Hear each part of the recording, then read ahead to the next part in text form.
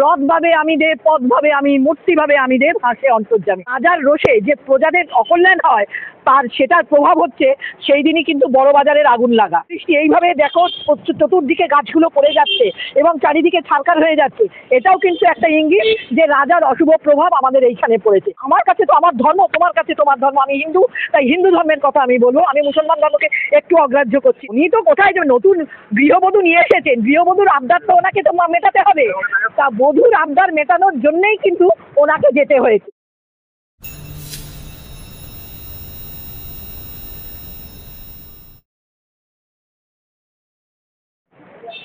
দীঘাতে জগন্নাথ ধাম পুরীর আদলে জগন্নাথ ধামে, যেখানে পুরীর সমস্ত কিছুই কপি করা হয়েছে, বলা হয়েছে পুরোপুরি দীঘাতে পুরীর আদলেই করা হয়েছে। সেই জায়গায় যেখানে পুরীতে একেবারে নির্দেশিকা লেখা রয়েছে হিন্দু ধর্ম ব্যতীত অন্য ধর্মের মানুষের প্রবেশাধিকার নিষেধ, সেই জায়গায় দীঘায় ফিরোজ হাকিমের উপস্থিতি কতটা শুভ ইঙ্গিত? নাম করেই বলছি।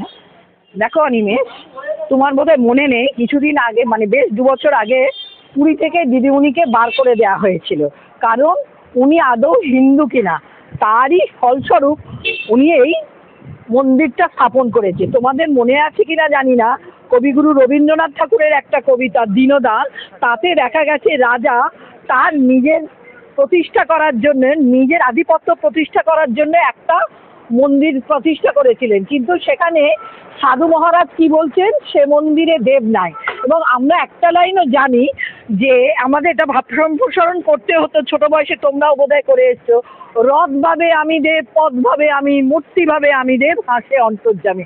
দেখো অন্তর্যামী হেসেছিল বলেই সেই জন্য, এবং রাজার রোষে যে প্রজাদের অকল্যাণ হয় তার সেটার প্রভাব হচ্ছে সেই দিনই কিন্তু বড় বাজারের আগুন লাগা।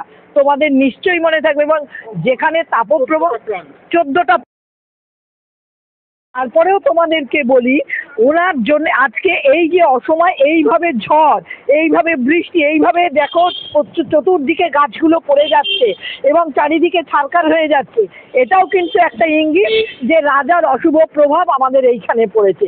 এবং ধর্ম নিয়ে যে খেলা করাটা উচিত নয় তারও কিন্তু এটাও ইঙ্গিত। আমি যদিও বলি আমি কংগ্রেসি, আমাদের মানে কিন্তু আমার কাছে তো আমার ধর্ম, তোমার কাছে তোমার ধর্ম। আমি হিন্দু, তাই হিন্দু ধর্মের কথা আমি বলবো। আমি মুসলমান ধর্মকে একটু অগ্রাহ্য করছি না, কিন্তু এইটাই হচ্ছে তার প্রকৃষ্ট উদাহরণ। দিদি, দীঘায় জগন্নাথ মন্দিরের উপস্থিতিতে এখানে দেখা গেল দিলীপ ঘোষকে সরাসরি। হ্যাঁ, উনি তো কোথায় যাবেন, নতুন গৃহবধূ নিয়ে এসেছেন, গৃহবধূর আবদার তো ওনাকে তো মেটাতে হবে।